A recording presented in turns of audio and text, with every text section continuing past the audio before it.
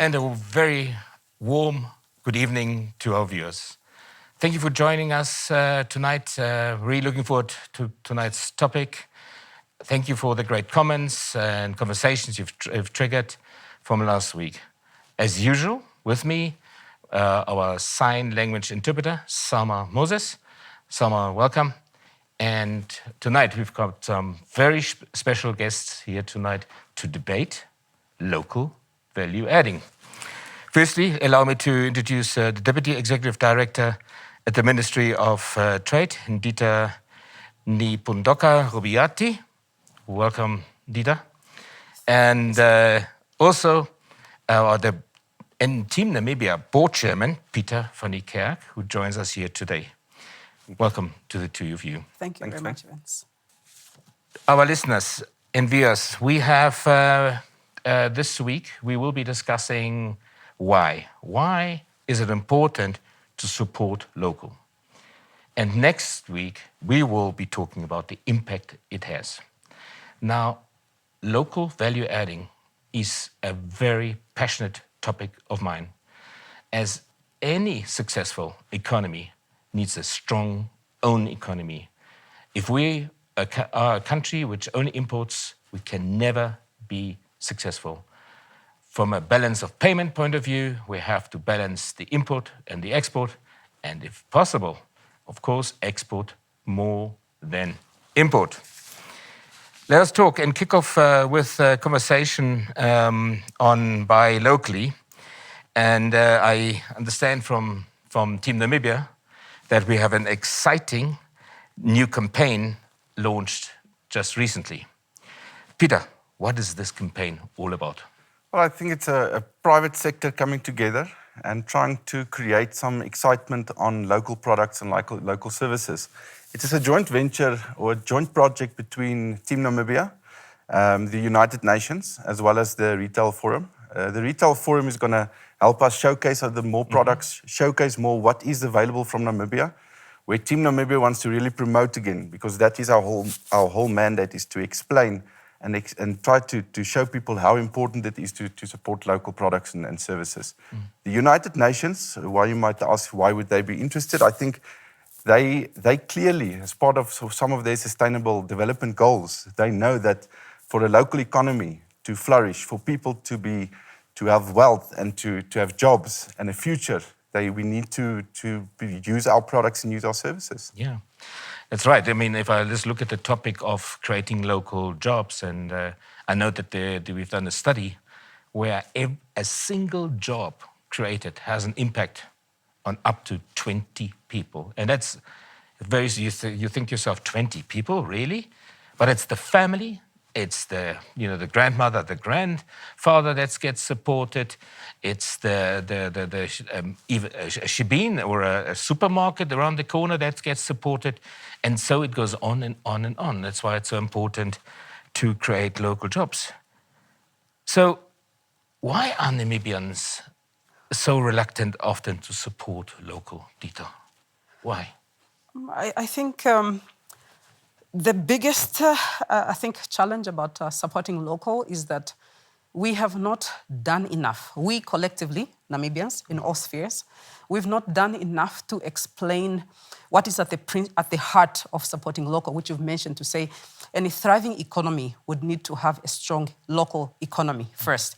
So I think we've not done enough to educate our citizenry on the wealth-creating aspect of supporting local. I know that us, all Namibians here, are very proud people, and if we knew that supporting local would crown our patriotism, we would do it. So I do believe that maybe it's been at a very high level policy, and maybe it's words that we use that are too foreign to the layman, but I think we've not broken it down to what it actually entails. The example that you've given now about one person creating and supporting up to 20 other people with one job. I think those are the examples that we need to start showing our community more and more, that our wealth in the country is only going to be sustainably developed when we create this local job. So for me, I think it's the fact that although we have done some, we've not been aggressive about educating the citizenry on the economics of supporting local. And I feel we also need to continue to teach the children because they're the next generation. As parents of growing children, we go into the shop and I ask them, first thing, is it made in Namibia? And then if it's not made in Namibia, can we find another alternative which is cheaper if it's not made in Namibia? So I think that education from the home needs to start. And I feel that in the various aspects of our communities, whether it's livestock, the livestock auctions that we have in the communal areas, the mahangu that we grow, the crops that we grow in the south or in the north, that value to the economy and the growth, I think that we've not done enough. And I feel that maybe that's where we need to start looking more. Because the average person will realize that if you do this, it only makes sense. I don't think we do it deliberately. Of course, there's a lot of technicalities about price, and we're already talking about that. But that's, I think, just an outcome of us not supporting local. Yeah.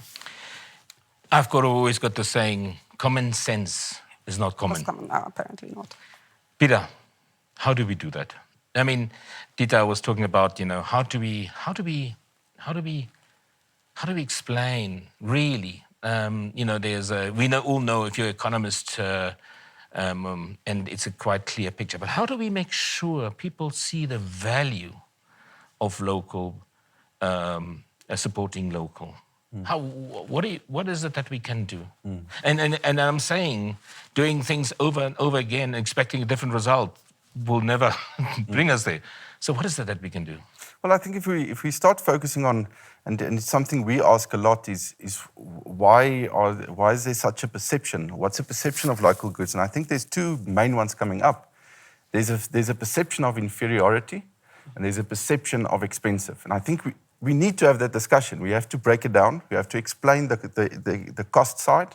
We have to explain that there is something like dumping happening in the world. There is economic trade warfare happening, and it is a reality. And there is other countries who are more than willing to destroy our local industries for them to then later capture this market and lift the prices just the way they want. On the inferiority problems, that is, I think, and I know no perception is reality, but it is what it is, a perception. I think we make excellent goods in Namibia. I think we've got high standards, and if there's problems with our quality, I think we have to talk about it and resolve it. That's the narrative getting going, because if you're not going to have the difficult decisions or discussions, I don't think we're ever going to get to a solution where we try and understand, but at the end, what's our purpose? And I fully think all Namibians have got the same purpose. We want job security and a future for our children. And if you're not going to drive that, we are got the dark days for us ahead. Very, very, very true. Ndiitah, what is dumping? All right. Dumping is a very interesting concept. It's a trade policy term that we use. So basically, it is when a product imported, so it comes from another country, when in your market it is much cheaper than from the country where it comes from, if you have to consider transportation. So dumping would be that you find milk in Cape Town a little bit more expensive than milk you'll find in Windhoek. So it does not make sense. Of the same product. Of the same product. So it does not make sense that if you include your transport factor, why should it be cheaper in Namibia? And what that does is then it kills any other competition that you have in that market, because for an economy where you have a lot of low-income people, the best product is always the cheapest. So they will have to see how they support their families, and they'll go for the cheapest product. So that's what dumping is when the same product produced by one country is much cheaper in a foreign market than the country of origin or the country of production. So in trade terms, we have a few tools that we use. You have some, in all trade agreements, you have something called an anti-dumping clause, whereby after a lengthy investigative level situation, you are able to determine whether there was actual dumping.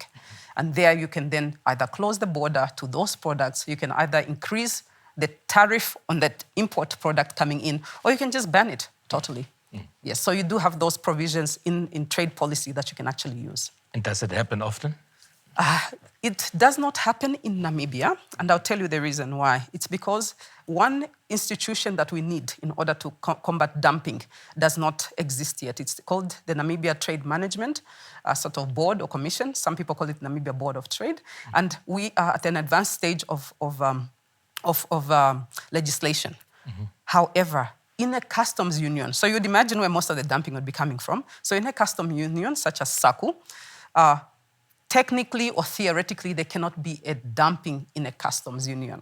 And that's the reason why we've had the difficulty. So you'd have to then explore other tools in which you can remedy, which I can mention later on. The other tools, trade policy tools that you can use to avoid the effects of dumping, which is usually a cause disturbance to an industry or a disturbance or a damage to that industry. They say that we have a very difficult situation from a trade-off point of view within SACU, where when you import more into your own country versus producing locally, that the SACU revenue decreases. Correct. Meaning working exactly to the opposite what is going to benefit a job here. Is that correct? I think it is correct, but I think more needs to be done. I think if you have to do some very granular microeconomic modeling, maybe that might not be true, because I think if we have to look at the dollar that comes in through the common revenue pool of SACU, vis-a-vis what that job, if it's sustained, what it does to the economy. I think that those deep analysis we've not yet done. But yes, that is currently the setup, is that if you stop products from coming in and you don't put duties on them, then we do not get that revenue coming in. But the understanding that we have as policymakers is that there is something that's called preference erosion. In other words, the more the countries conform to World Trade Organization rules to reduce tariffs and to reduce barriers to trade, the less the tariffs and the revenue get from tariffs is going to be. So we know that in a few years' time, the tariff collection will have to reduce. And what will replace that? It would have to be those local jobs. So the good news is that we are aware and we are cognizant of tariff erosion, and that it's just a matter of time. For example, we now negotiating the African Continental Free Trade Area, whereby we want to liberalize 90% of all goods coming in. Of course, we trade very little with Africa, so tariff-wise, it's not going to make a big deal. But imagine when we have an agreement with China one day, or an agreement with the USA. The tariffs, what you do in a trade negotiation is to remove tariffs. And that revenue is not going to be coming in through the pool. And we are aware that this is going to be it. And what you're saying is that what is more sustainable is how we develop local economies and industries at home. And of course, we also aim to export. Yes. Sure. Pieter, I mean, you talked about purposes now, and that we all want to have a better future, and it should be in everybody's interest. And yet we're not there yet quite. How do we balance, the legislation, like Ndiitah was saying, between purpose and legislation? It's the one is a bit of a common sense. Do you understand that is the better one? But yet we don't, and often we are selfish about worrying about how much we pay for one single product. Can we balance that? And Ndiitah knows also quite well, and I'm sure you know him as well, Sven. If you look at Anton Fall, he made a presentation last week, and he tried to explain that we always try and do it from the wrong side. We're trying to say, okay, agriculture and industrialization, we must now look at what trade barriers are there so that we can develop our products based on that, where he will clearly say to you, don't do that. Start with what is our philosophies, what is our purposes for us as a nation, what do we want to accomplish, what do we want to get right, what industries, be very specific. Then from there, try and develop a strategy where we can then later on develop the trade environment. And then government also knows better from private sector, okay, what initiatives do we need to pursue? Let's say we've got a SACU problem or a SADC problem or a GOA problem. Then we can resolve it through the right channels. But I don't think, and I must say, I quite enjoyed your previous discussions regarding purpose. And I think sometimes we as humans, we don't think enough about what is our purpose. We tend to get on with the rat race. But if you go sit and really verbalize what is the most important thing you can think of doing, then we would all start seeing clearly is we need a future. And I think buying local, for example, why we need to do it has never becomes much or more important than it is now. It was easy easier in the past. There was a lot of foreign capital coming in. We had tourism. You must remember there's 10% of our GDP gone. So I think we have to sit and say, what do we want? And what is our purpose as a nation? And have the open discussions. I mean, we all want the same thing. It's this topic is such an interesting topic because, I mean, if you look here, if we could join, I mean, there's this African proverb, alone we walk fast, together we walk far. And somehow, if I can hear and feel the passion from the two of you, that, you know, can you imagine if we can put that together to really change the world?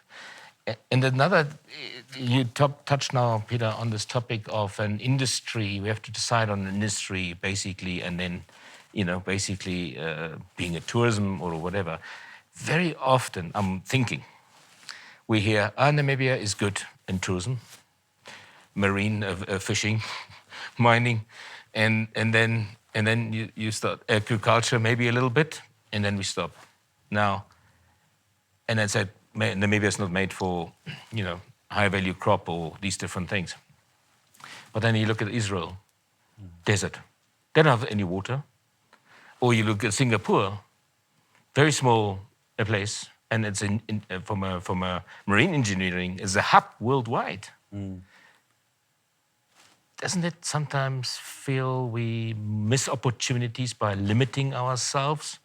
We have maybe sun. Can you imagine we produce energy? We could export energy like anything. So there's, if I think the things that are not done is quite a few, as opposed to be limited by the things we always say every day. Right. So maybe like the country that is the second most freshwater per capita in the world is Israel, which is in the desert, because and maybe we could be one too. We're also in the desert, and I think we also don't talk enough about the successes we've had. Remember, there was industries that were set up in Namibia. Everyone thought it wouldn't work. Yeah. No chance. Right. Blueberries, asparagus, you know, the poultry. Everyone said, don't go there. It's not possible in the desert. And I think the people that say it can't be done must really step aside from the people busy doing it. That's right. There's a lot we can do. The world is big. It's massive. You know, there's opportunities in different products, different niche markets, different services. We don't have to allocate certain very specific industries just for ourselves. But we need to go and have an open mind and go look outside. What is available out there? What markets can we service? That's great. I'm just looking down here. I've got a comment here from David Nangombe, a question. Instead of foreign competitors, what about us starting to practice the spider web concept? Ndiitah. Instead of foreign competitors? What about us starting to practice the spider web concept? I'm not so sure. What is the spider web concept? I'm not so sure what that is. But maybe David, maybe you can just clarify that concept for us. Maybe we can have an answer on that one. Growth, and then the second one is from Damara Joel. Growth and development is within Namibian people. I love that one. Growth and development is within Namibian people. Let the government invest in our people. And I think that's what you passionately talked about. Right. What else we can do. Right. You know, it's very interesting what Pieter was mentioning about the agricultural conference last week. And when we go out, especially when we in the international trade agreements, what we try to do there is defend and uphold and safeguard our industrialization policies, our developmental policies. Sometimes maybe it does not come across, but I just want to say that that's the beginning, that's the premise, that's what we go and do there. And so with growth at home, I think it's one of those things that, of course, it was a very nice slogan, and I still think that it's still very relevant, and we can still do more with the growth at home. But growth at home, basically, that's what government wants to do. Maybe there will be a lot of critiques about the growth at home, one of which was that perhaps there was not enough, maybe a fund, maybe a dedicated fund that could be set aside just for growth at home. It came from the normal budgetary provisions of the fiscus. So maybe that could be one critique. Next year, it's going to be revised. But I think we've made quite a few inroads in growth at home. And one of the things from growth at home, I think that did come out is that there's 3 intervention areas of growth at home. Market access, value addition to raw products. You know, the famous saying of us exporting jobs through raw materials. So we want to add more value to those. Another one is then market access at home and abroad. Because as long as the market access at home is only from foreign companies, then you will not grow. And of course, then a child that came out of that concept was this retail charter.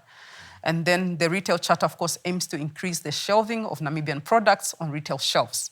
And of course, we can see how that would then add to market access at home. And then, of course, then the final one is how do we create a conducive environment for our producers, our innovators, and that we still have a long way to go. For example, of course, you know that with the ease of doing business, we've been going down. Our competitiveness, I think we stayed more or less at the same place, but there are in interventions that government has actually instituted in the past couple of years. But of course, just us finishing them off has been a problem, I will admit. It has been a problem. There's a lot of these initiatives could have been concluded maybe 3 or 4 years ago. And of course, the time when we need them the most, during this devastating time, we don't have them. And of course, it gives us this impulse to try to be urgent about it and do the work quickly. Yes. That's great. And that's, I think, I just want to come back again to this, invest in our own people. I think, but as we talked about also the last sessions, I think there's a big thing about us taking a lead. Every single Namibians, I think we can't always wait for someone to invest. I think we need to become all entrepreneurs. Namibians, we all have to become leaders, and these are entrepreneurs. Pieter, how do we do this by painting that picture? Painting the picture creates possibility and so forth.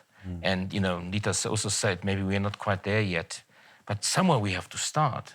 Is it maybe with, and I remember whether you remember the Honourable Minister Conducive was using the shirt as an example.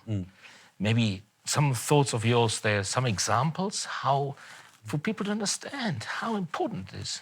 Well, I was at a talk that you had. You actually did a presentation for us a couple of years back, and you mentioned the Singapore example, and I quite enjoyed it. And it was the leaders basically stood up and said, "The world doesn't care about us. We have to sort out our own problems." And I think that is, for me, a starting point. Yeah. If we can all agree on that, we have to change a bit the mentality, the psyche. Ndiitah, we spoke about this last time. It's the victim or the glory psyche. If you're a victim, you're looking back and blaming someone. If you're going to achieve glory, you're looking forward, and it's you in control of your own destiny. And I think there's really a lot of things we can do in Namibia if we all work together. And COVID has pushed us more together. It feels like we're distant and social distancing, but actually we have got a lot more debates at the moment. There's a lot more going on. Private sector, public, everyone's talking, want to know what do we do next. And I think that's positive, and we must keep the conversation going. Yeah, as I say, never lose the opportunity of a good crisis. I hope we are learning, and I think maybe just to share with our viewers as well. I want to what Conducive at that time said is that if we look at our shirt, and if we could produce it ourselves, there would be a lot of value added. Now, where that value is added is normally we would be buying cloth, maybe at the first stage, or we would even make the cloth ourselves by getting certain materials in. Thereafter, we're adding the knitting and whatever needs to be done, the cutting or to the final product. And that only the first part, when we do it ourselves, is leaving the country. The cost for the material, where everything else, we pay local people to do it. Now, if we buy the shirt ready, then it means we're exporting the entire amount out of Namibia. And I think these are the some of the stuff I think we really need to make sure that we understand that this is as basic it is as local value adding. Ndiitah, and I think you also said, I mean, we're doing A, B, C. Is it not often also not quite difficult for you, creating that common sense? We're already talking about the private sector and in the public, we have to come together, and the private sector is not one. Is it difficult sometimes? Yes, I think it's, for me, with Namibia, our beloved, our country, if you look in the bigger scheme of things, we're a very new republic, 30 years. Sure. And if you look at what other countries have done in, I don't know how many years they've been independent, they've gone through different stages. And I think that what we're experiencing right now in Namibia is that 30 years is over a generation, right? A generation is 25 years.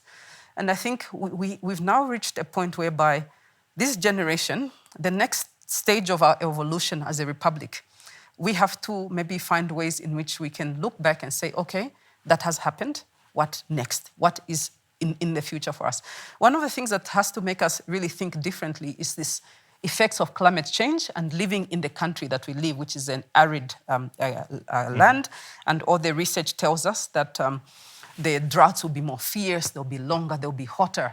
And it's going to affect all our lives. And I think for that, when we're talking about purpose, we have to say that we all live in this beautiful Namibia together. And how can we make it work for all of us? I think talking about investors, I always say that when an investor comes here, again, it's not because they really love the wild open spaces.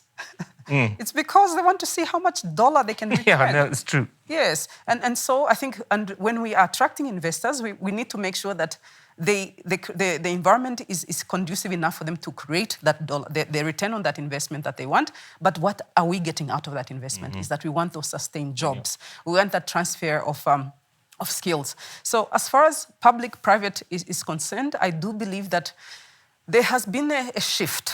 We've, I think, turned the corner, whereby I think it's a very common knowledge that what we are doing in government is to try to set up an enabling environment for private sector to thrive.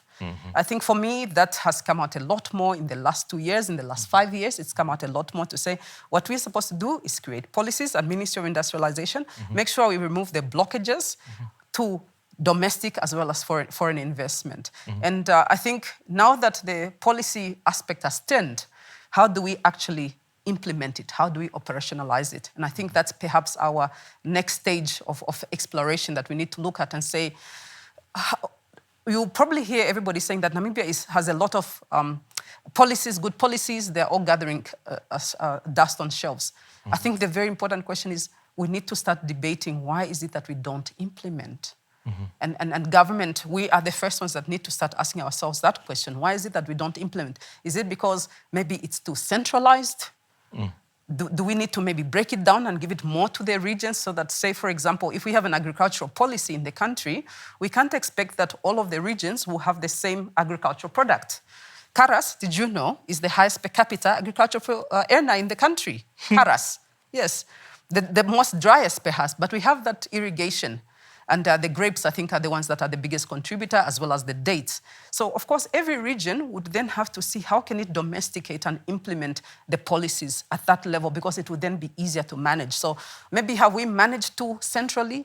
I think it's one question that we need to ask, because the more you decentralize the implementation, the more private sector will definitely be involved. But the more centralized it is, the higher the hierarchy and the more the bureaucracy comes in. Yes. Very true. I've learned something new about the Karas region. Yeah. I've got a comment here from Gerald Cooper. He says, I think one way which can significantly boost local produced products would be access to food traffic through limited shelf spaces, including some prime shelf spaces in large retailer. Also to assist these producers to comply with necessary standards of quality. And I think that's basically what the two of you said. On that point, and access to retail locally, and I think that's a project we're also going to run now, from 1 October till the end of October for a month. Also, and that's where the retail forum and the retailers really have come to the table and said we have to showcase our products a lot better too, because I think sometimes we don't even know what all products is produced locally. There's fruits and vegetables. I don't think we even know what we produce locally a lot of the time. Yeah, to raise that awareness, no? to know what difference you make every day. But then often, Peter, also, people say, and I mean, I'll leave it to you, any one of you, people say, but the Namibian product's always more expensive. Why should I spend $1 or more or two more? Why is that? Well, as I mentioned, I think there is a bit of perception in it. It is, Ndiitah explained very well, we must understand what prices are. It always feels everything's getting expensive, but the world is getting expensive day by day. Sometimes there's costs in our structures, which we have to pass over to the consumer. But then sometimes there are very darker type of industries in other countries trying to destroy the local industries. And that's a real danger. And I think we see it every day with the trade wars. We see what China and America is doing. It's not unique to us.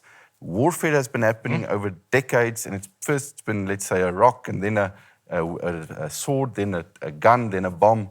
So we just changed the weapons. It's now trade.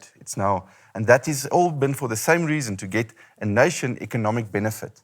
And I think Namibia, we must sit together and say, we want to benefit Namibia and Namibians the most, not another nation, because our children have to live in this country, hopefully not another country. I love what you said. Maybe you should just do a little bit what the other ones doing. We should do it for ourselves too. Many others do. You're right. Many companies are looking after economies, creating it sort of, you can say, at the expense of others. We should do the same. Rob Davies, the previous minister of South Africa, actually said it to the Americans. He said, I'm not going to do what you say I must do. I'm going to do exactly what you're doing.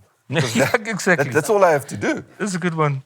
There's one more question here. The origin of the product does not weigh much in a product appraisal for most ordinary consumers. They do not really see the value chain of supporting local. They mostly go for a cheaper product, which is most cases a foreign product, clothing industry. How are we importing from China? What can be done to lower the prices to the level of competitors' prices? So we build local brand affinity. I think that's. I can ask Ndiitah shortly to touch on that one. All right. I think just segueing from what Peter has said, so different countries have different policies to grow their economies. All right. And so, for example, we know that in Europe, after World War II, because of the shock that they had with starvation and everything, they decided that they were never going to go hungry. Right? And what they did is that they put up this, they call it the Common Agricultural Policy. And the Common Agricultural Policy, believe it or not, is up to 70% of the EU budget goes to supporting agriculture. And what that means basically is that they want to make sure that the food, when it comes into a shelf in the supermarket, so when you go to Europe and the food looks so cheap, it's not because that's the true reflection of producing that product. It's because their governments, they have decided that for them, they want that the people have basic nutrition and they'll have access to the cheapest food. And they pay a lot of money to keep that system going. It's called the Common Agricultural Policy. Anybody can Google it up. It's actually been amended right now. So now when these products from those countries come to Namibia, you can imagine that they're not cost reflective of the production costs. Then you come to Namibia, we have either dairy or we have pasta or maize. The product that you see in Namibia reflects the cost of production. And it is influenced by our high electricity cost, which is the second highest in Africa, or in SADC. Water, what did you mention? 4 times more expensive than some town somewhere, than Germany. And then our labor costs are very, very high. And so when this product comes out, and then you have the foreign product, of course, the Namibian product is going to be a little bit higher because it has not been subsidized, it has not been supported, and because we have some inherent constraints in our economy that makes these factors of production a lot higher. So that is, I think, for me, part of the education of our citizens is for them to understand this. Of course, then you're going to ask me, but why is the water so expensive? And why is the electricity so expensive? That's a discussion for another day, Sven. All right. But for now, we're looking at it as an input into production. And so our government right now does not have as Minister Schletwan, we keep quoting him a lot, does not, when he was Minister of Finance, does not have the deep enough pockets for us to subsidize our farmers. But we've had some interventions to try to see how we can support local production. So, for example, we had the equipment aid scheme, whereby we gave small SMEs some equipment that they can start producing, such as, I think we gave them equipment for bakeries, we gave them equipment for bricklaying, etc. And then at the trade policy tool, we've had some bigger tools that have actually, we've had some bigger tools that have actually done a lot of work, which is, for example, to protect the infant industries. So there's two clauses that we use, the infant industry protection in the SACU agreement, and there it gives you provisions for a set number of years that you can protect your industries, your infant industries. We tried to protect milk with that, UHT milk. We are still struggling. But the most successful one has been pasta, right? So pasta is cost effective. It's actually very competitive regionally because our pasta apparently is even just as cheap in the South African market. But then if we go to dairy, you're probably going to ask, why was dairy not successful, but pasta was successful? It's because dairy is a very biological product. I found out when we were doing the research on dairy that a cow needs 22 degrees to optimally produce milk. So how much will it cost for you to create 22 degrees condition, for a cow to produce that milk? And then also, so ecologically, it's a little bit more difficult for our cows to produce that kind of milk, but we know that as a state, there is no way we can leave milk production to another country to support us. There is no way. When we were dealing with the milk issues, infant industry for dairy, my children were younger at that time. And it was during the melamine situation with China. I remember the protein that we were putting in the milk. And I sat and said, can you imagine if we did not have a dairy industry, no matter how much it's fledgling, I would risk my children's lives, and they would be taking this milk that we don't know how it's going to affect them in the future. So those strategic sectors and food security sectors, we have to take care of them. And whether it comes at a cost, it comes at a cost of security. And whether it's food security or national security, but it's at a cost for security, which is, I think, a price we're all willing to pay for. And so for me, those are the tools that the reason why prices are higher is because of all of these factors that we have to put in, and we all have to educate ourselves about those. And then I think prior to this discussion, I was saying that the more we buy local, the lower the prices will come, because then you will have the economies of scale, because there'll be greater demand. And that will slowly reduce your input costs. Yes. Yeah, great. Yeah, it reminds me that there was one day somebody came to me, said, yeah, but how can we support now the milk because it's $1 or $2 more expensive? And I said, well, because, we're generating jobs. And a bit later, the person was saying, is there a possibility that my child can work at the dairy? And I said, maybe. You should be working there with the milkers that you buy. As long as he pays them more. But that's outside Namibia. As long as he pays more. Right. Exactly, yeah. So one can see, actually, it could be, like you said, maybe there is paying a little bit more until it's created, is investing in our own people, providing jobs and so forth. And you could be saying, if I have to pay $1 more, then it means I am supporting people and creating a future for some people that don't have a future otherwise. Right. It's such an exciting topic, Pieter and Ndiitah. Unfortunately, the time is coming to a close, and we're actually over already. A final 2-3 words from you, Pieter. I think I want to just lastly touch on what Ndiitah said is products coming in from abroad, like the Chinese and the milk.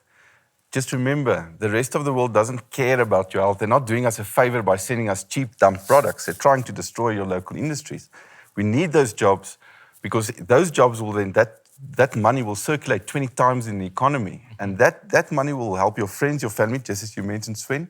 And that is the only thing we have, is that future for our kids. So I think we must really pay attention, support this program, buy local, look at the products. I think it's wonderful products that Namibia makes. Yeah, it's wonderful. Thank you, Pieter. Ndiitah. Yes, I think maybe for me, it's a little bit of an advertisement, is that, so I've mentioned the retail charter. And we've been doing work for, I think, 5 or 6 years now regarding the retail charter. One of the outcomes of the retail charter, because remember, we're trying to remove the structural barriers to entry of Namibian products. So we've mentioned standards, we've mentioned quantity and quality, etc. So, but one thing that came out very quickly is the lack of a barcode. Right? So I think every product has a barcode, which has a country prefix. And then we realized earlier on that Namibia does not have its own country prefix. And so as a state, at that time, the Namibia Trade Forum, they then approached the Ministry of Industrialization and Trade, and the ministry assisted them with funding to do a feasibility on us having our own barcode center. And the good news is that by the end of this year, hopefully Namibia will have its own country prefix. And then when our products are everywhere else, when you scan it, it would actually say Namibia and not another country. And so this was out of the work of the retail charter. But one thing that's very exciting that Pieter has mentioned is that we're going to have a Buy Namibia month, not even a week, it's going to be Buy Namibia month, whereby the retailers, as has mentioned, are going to come together and showcase in their retail outlets the Namibian product, so that finally the consumers can see this retail charter you've been talking about, you know, all policy sounding fancy words, what does it actually translate into? And so we're really urging our community, all our compatriots, to support local and to go out there in big crowds and actually see what products we are actually producing as a country. And then that will increase the momentum, it will build the community. And then maybe just one last one. For the young people, you know, the millennials, the Generation X, I don't even know all of the or the synonyms, right? The supporting local helps to reduce the carbon footprint. And that helps us to protect and preserve our planet longer. So I think, because for them, that's the only cause they have. So maybe that's the cause we should be fighting. Instead of having things made thousands of kilometers away with such a big carbon footprint, support local. The carbon footprint is much, much lower, and we protect and preserve the planet that way. Well. Yeah, so you see so many reasons for supporting local. Pieter and Ndiitah, I really like to thank you for an incredible talk. I enjoyed it so much. So looking forward. Next week, we'll be discussing the impact on local value adding. As you know, you've heard from so many angles, there's a reason why we should support local, and this will guarantee our future. COVID has proven to us how dangerous it is not to have our own economy and when we're dependent on imports. So can't wait for all this retail charter that's coming, as well as the monthly promotion together with the retail charter. I almost said the wrong thing here. Looking forward to that, and I think you are here to advertise, really. I mean, that's why I'm proud. This is not a show. This is to really address issues and talk about very important matters. Once again, the two of you, thank you. And Selma, as usual, always with on the show, sharing the world to the hearing impaired. All the best, everybody, until next week.